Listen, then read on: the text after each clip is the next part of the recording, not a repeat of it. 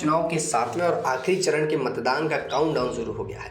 इस बीच गुरुवार को बिहार के नेता प्रतिपक्ष तेजस्वी यादव ने एक बार फिर से केंद्र की मोदी सरकार पर आक्रामक तेवर दिखाए।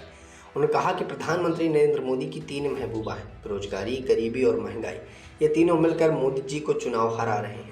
गुरुवार को चुनाव प्रचार पर निकलने से पहले पटना एयरपोर्ट पर नेता प्रतिपक्ष ने दावा किया कि देश में इंडिया गठबंधन की 300 से अधिक सीटें आने जा रही हैं।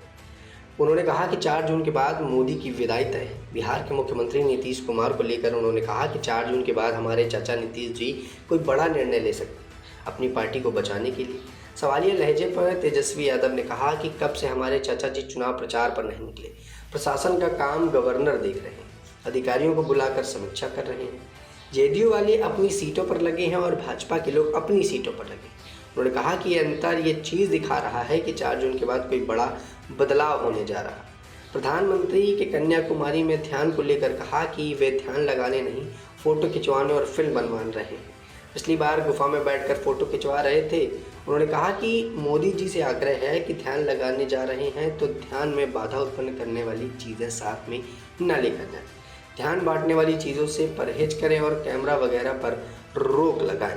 बता दें कि यहाँ पर नेता प्रतिपक्ष तेजस्वी यादव ने लोकसभा चुनाव के 7वें चरण के बाद अब अपनी मेहनताना को लेकर अपनी बातों को तेज कर दिया। उनका ये मानना है कि इस बार इंडिया गठबंधन 300 से अधिक सीटें लेकर पूर्ण बहुमत की तरफ जा रहा है और इस बार पूर्ण बहुमत इंडिया गठबंधन बनाएगी और केंद्र पर बैठी मोदी सरकार को हटा देगी।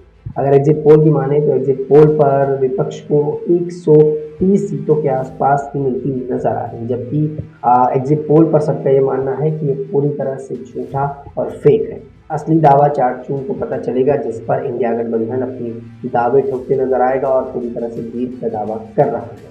अब देखना होगा कि 4 जून को आखिरकार कौन सी पार्टी जीतती है, क्या वो इंडिया गठबंधन होती है या फिर एनडीए गठबंधन जीत कर सामने आता है।